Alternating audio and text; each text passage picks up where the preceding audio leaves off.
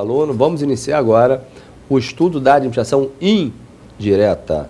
Perceba que a prestação da atividade administrativa ela pode se dar diretamente, através da União, Estado, Distrito Federal e município. Quem dá a atribuição a essas entidades é a Constituição, razão pela qual deveremos chamá-las de entidades políticas, sempre que a Constituição entra na jogada, você utiliza o sobrenome político. Agora, quando a entidade é criada por lei, você tira a expressão política e coloca administrativa.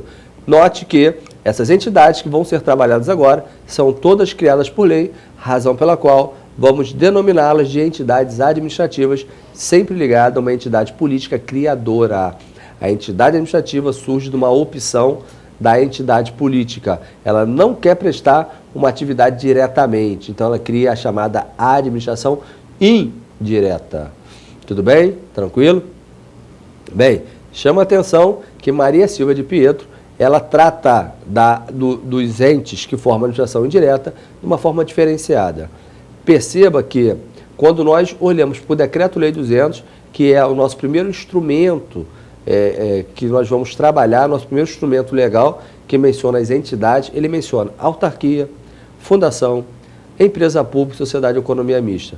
Toda a doutrina vem trabalhando autarquias, fundações, empresa pública, sociedade e economia mista.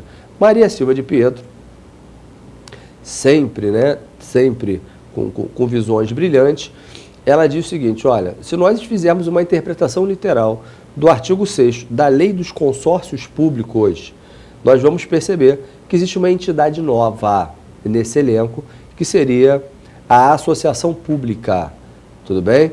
É uma visão a ser respeitada, é uma visão da professora Maria Silva de Pietro. Então, de acordo com a ilustre professora, nós teríamos autarquias, consórcios públicos na modalidade de associação pública, teríamos fundações, empresa pública e sociedade ou economia mista. Chama atenção para o seguinte, os demais autores, eles refutam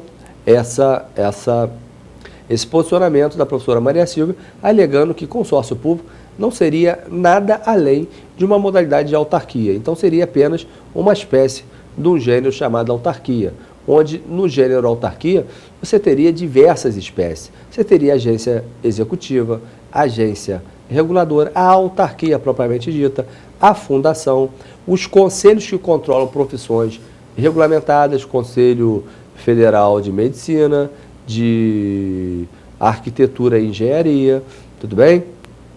Então essa é a ideia que nós não podemos desprezar.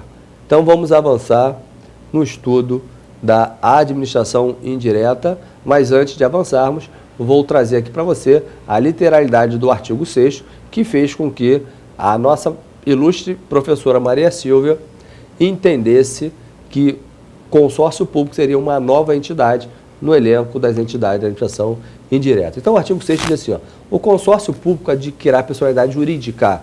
Aí ele coloca lá no inciso 1º, de direito público, no caso de constituir associação pública mediante a vigência das leis de ratificação do protocolo de intenções.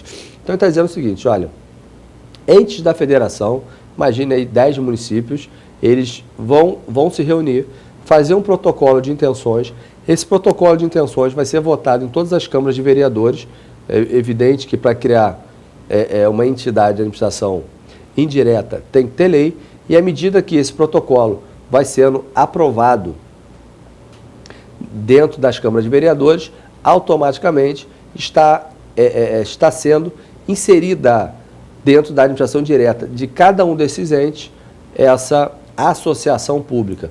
Então, note que você tem entes da federação se unindo e formando a chamada associação pública, tudo bem? Também denominada por alguns de autarquia multifederativa ou autarquia interfederativa. Essa expressão também tem se apresentado de forma muito comum. Bem, esse consórcio público também pode ter personalidade jurídica de direito privado. Agora, é importante mencionar que quando tem personalidade jurídica de direito privado, também vai ser criado por autorização legislativa. Segundo Maria Silva de Pietro, ele também ingressa dentro da administração indireta ao lado das empresas estatais, tudo bem? porque é criado por um ente da federação com autorização legislativa, da mesma forma que as empresas estatais. A grande diferença é que o inciso 1º existe expressa previsão legal de que ele está inserido na administração indireta. Já o inciso 2º é o entendimento doutrinário, o entendimento exclusivo da nossa professora, tudo bem? Aí o parágrafo 1º é ele que vai te informar, olha, ele diz: o consórcio público com personalidade jurídica de direito público integra a administração indireta. Quanto ao consórcio com personalidade jurídica de direito privado, nós não temos nenhuma menção, apenas que ele vai submeter as normas de direito privado derrogadas por norma de direito público.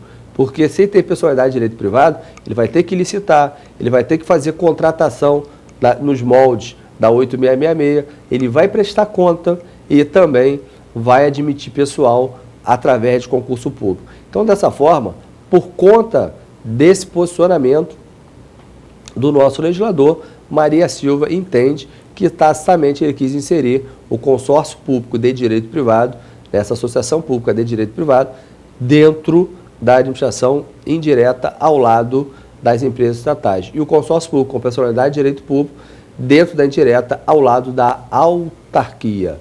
Tudo bem? É uma posição interessante e você tem que trabalhá-la na sua cabeça. Agora, a doutrina majoritária entende que consórcio público é espécie do gênero autarquia e muitos autores nada mencionam do consórcio com personalidade jurídica de direito privado. Tudo bem? Então vamos avançar. Vamos avançar.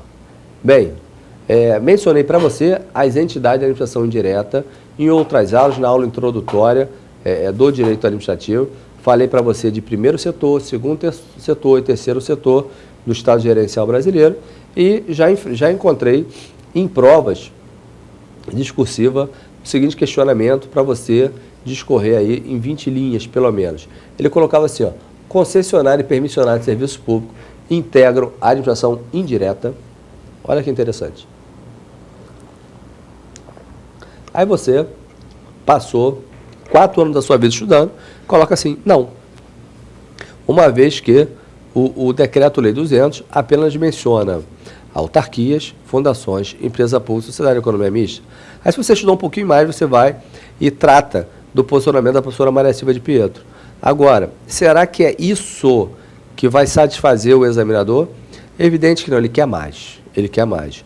Você tem que ver que a administração pública, você pode visualizá-la tanto no sentido subjetivo, olhando para as pessoas que exercem atividade administrativa, e como o ordenamento trata, é essa a posição, autarquia, fundação, empresa pública, sociedade de economia mista, é assim que o ordenamento trata da nossa administração, mas você poderia analisar de uma forma objetiva.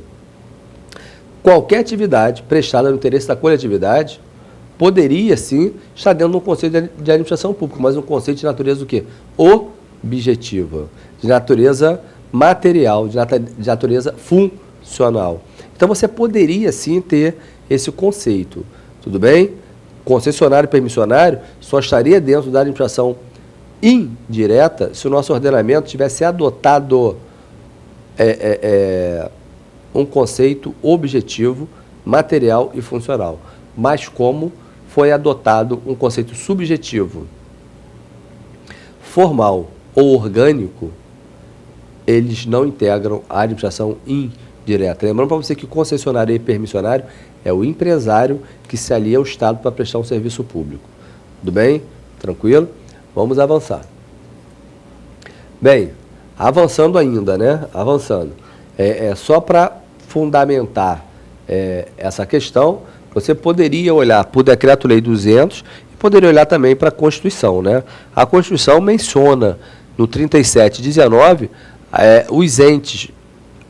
as entidades administrativas que compõem a indireta. Ele diz lá, olha, somente por lei específica pode ser criada a autarquia e autorizada a instituição de empresa pública, sociedade de economia mista e fundação. Na verdade, ele se exauriu o tema no 3719. Ele já mencionou as entidades da indireta e fez menção à necessidade da reserva legal para que se crie. Tudo bem? Bem, avançando, nós temos ainda o Decreto-Lei 200, ele só é aplicável na administração pública federal. Evidente, você tem que observar qual é o concurso que você está enfrentando. né, se é um concurso na União, você poderia utilizar esse decreto-lei como fundamentação, tudo bem? Ele é informador para o Estado, para o município, e ele é obrigado, ele obriga a União, tudo bem? Então, observe que ele diz que a administração federal compreende a indireta, no inciso 2º, onde você tem autarquias, fundações, empresa pública e sociedade de economia mista. Então, o conceito de administração pública dentro do nosso ordenamento é o subjetivo, só se olha para as pessoas e não para a atividade, tudo bem? Então, eu vou trazer agora para você qual é o arcabouço, qual é o amparo, né, que sustenta a criação da administração indireta. Então, eu trago para você 3 princípios. Eu trago reserva legal, eu trago especialidade e o princípio do controle. É por conta dele que nós vamos ter a criação da administração indireta, ou deles, né? Esses princípios é que vão nos nortear no entendimento da administração indireta. A reserva legal, a necessidade de lei para criar, ou autorização legal para criar, você encontra no artigo 37 e 19 da Constituição da República Federativa do Brasil. É o 37 e 19 que diz que a autarquia tem que ter lei específica, lei ordinária específica. Tudo bem? Tranquilo?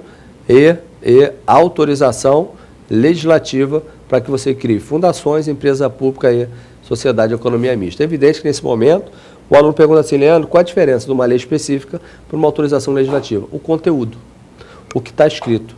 Numa lei específica você lê assim, ó, está criada a autarquia DENIT, está criada a autarquia ANTT, está criada a autarquia IBAMA, está criada a autarquia INSS, está criada a autarquia Bacen.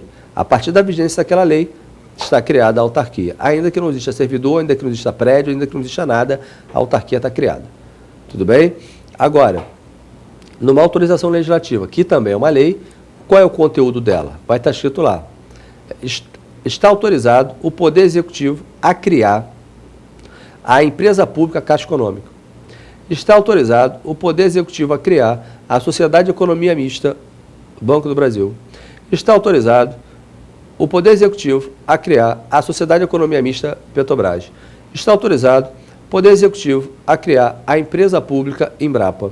Está autorizado ao Poder Executivo a criar a Sociedade de Economia Mista do Estado do Rio de Janeiro, chamada SEDAI. Então, na verdade, o Poder Executivo tem que se manifestar para que a entidade seja criada. Ele vai se manifestar através de um decreto. Esse decreto vai ser, na verdade, os atos constitutivos daquela entidade. E para que ela esteja criada, esse decreto tem que ser registrado na junta comercial, se tratando de sociedade. Tudo bem? Ou no cartório civil de pessoa jurídica, se tratando de fundações. O que eu quero dizer é que essas entidades, elas nascem com o registro dos seus atos constitutivos e não com a vigência da lei, que é autorizativa, na verdade. Tudo bem? Tranquilo? Bem, avançando, hein? Avançando. Quanto ao princípio da especialidade, é fácil você visualizar que tudo que essa entidade vai desempenhar está desenhado na lei. Ou seja, ela é criada para uma finalidade específica. A autarquia DENIT é criada para quê? Consertar via. A autarquia INSS, intervenção na área social. Bacen, intervenção na área econômica. A ANTT, Agência Nacional de Transporte Terrestre, vai fiscalizar os contratos nessa área. Então perceba que existe uma finalidade específica na criação da autarquia. Tudo bem? Ou, melhor, da administração indireta. Então tem que ter lei, reserva legal. A especialidade está desenhada na lei e, por fim, o princípio do controle. Você não pode imaginar que, uma vez desvinculada a execução do serviço, tudo bem? Delegação legal, uma vez desvinculada a execução do serviço, que essa execução vai se dar de forma irrestrita e sem controle. Nós vamos estudar o controle político, o controle administrativo e o controle financeiro nessa entidade. Então, encerra aqui. Na próxima aula, a gente volta com o tema controle. Um abraço e até a próxima.